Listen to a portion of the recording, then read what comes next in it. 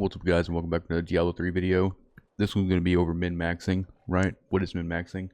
You probably heard this term float around or being used in build guides and on Reddit and things like that. For those of you who are not familiar with what min-maxing is, it's not exclusive to Diablo. It actually dates way back to like Dungeons and Dragons. And what it really means is it's a character development ideology to where you're going to minimize the useless parts of your character to the greatest degree while maximizing everything for your build or your character to the highest degree. What that means in Diablo would be like it's the last stage of progression in Diablo. So if you would think about like progression in Diablo as far as gear, you know, stage 1 would probably be like getting all the right pieces for a build.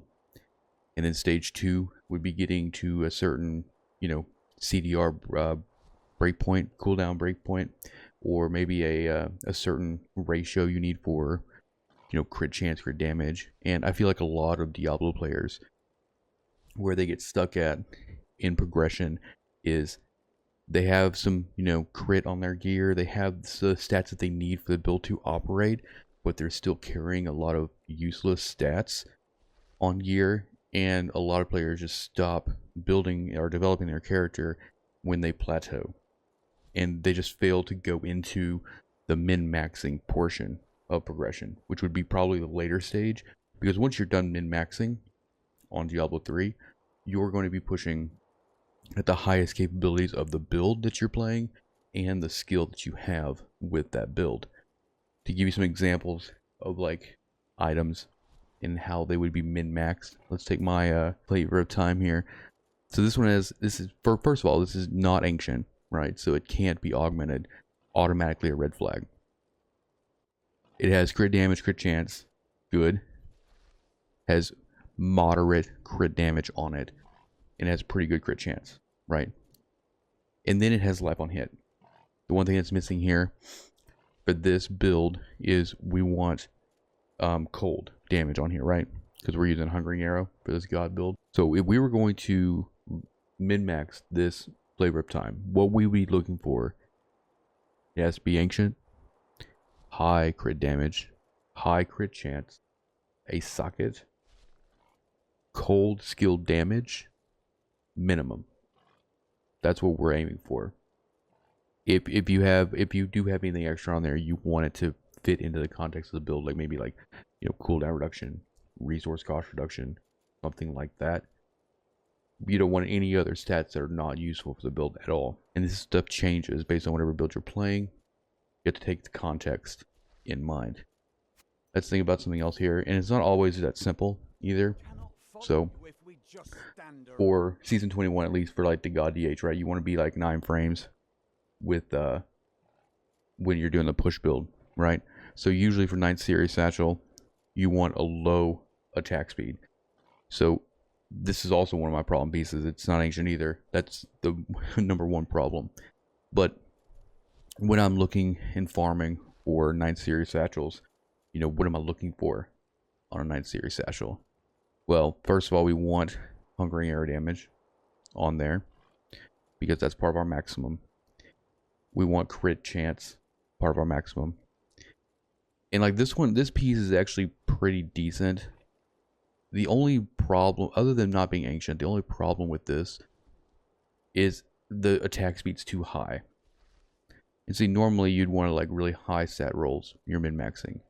But since this build needs to be 9 frames, we need to be probably like, this rolls from like 15 to 20. I would say a really good roll on a 9 series satchel if you're min-maxing is probably, I would say that a good roll for attack speed on a 9 series satchel is going to be anywhere between 15 to 17%. And what you'll want to do is, if you're in that range of 15 to 17, you're going to have to take all of your attack speed out of Paragon. Even if you're at 15, you're probably going to at least have to take out half or more of your Paragon attack speed as well.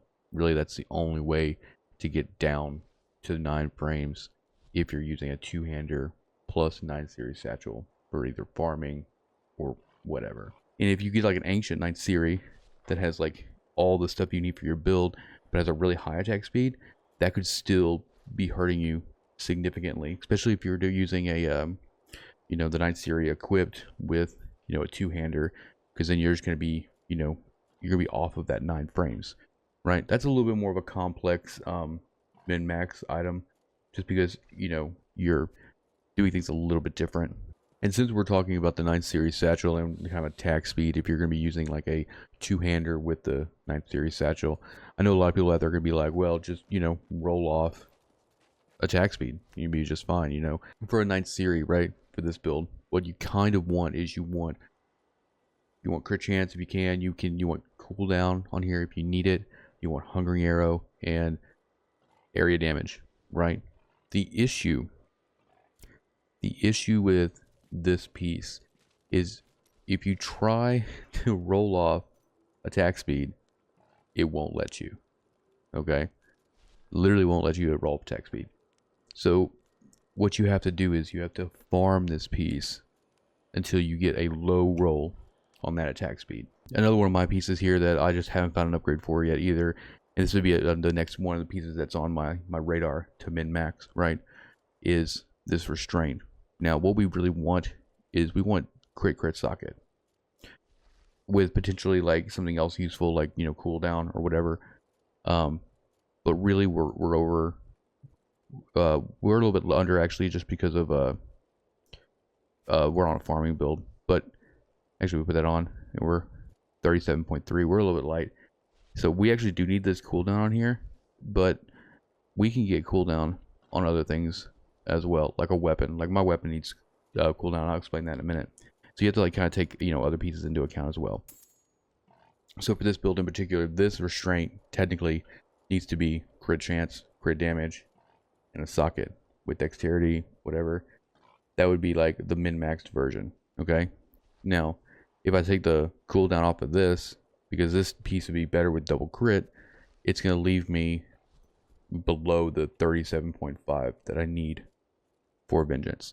And where that comes into play is if I'm using a Yang's recurve and I'm min-maxing this farming build, the life on hit on this weapon needs to be min-maxed out into cooldown reduction, right? And so if these two pieces were actually min-maxed correctly, I would be at my 37.5% for the build, and I wouldn't be carrying that extra life on hit. I'm not gonna make this video super long. I just wanted to kind of explain what min-maxing is, in case you didn't know. And the next time you hear it thrown around or you hear it in a build guide, you understand what we're talking about. And it's, you know, once you get all the right, you know, crit and the right cooldown and all these things, you need to objectively look at all the pieces of your gear and make sure you're not carrying any extra stats that are just going to be hurting you in the end. A lot of people don't have the patience to go through the min-max process because it gets expensive. Probably the fastest way to actually min-max your pieces of gear, especially when you're trying to get them ancient, is going to be reforging legendaries, which is fueled by just doing a crap ton of bounties. Which is, you're fortunate right now, because since we actually have double bounties for the rest of season 21, this is a perfect time, the easiest time frame right now to min-max gear. Because what we can do is go do like a day's worth of bounties, right? Get like 500 bounty mats, you know, stock up on some Forgotten Souls, and then go in here. And what I would do is I wouldn't take this piece, right? I would leave this piece on.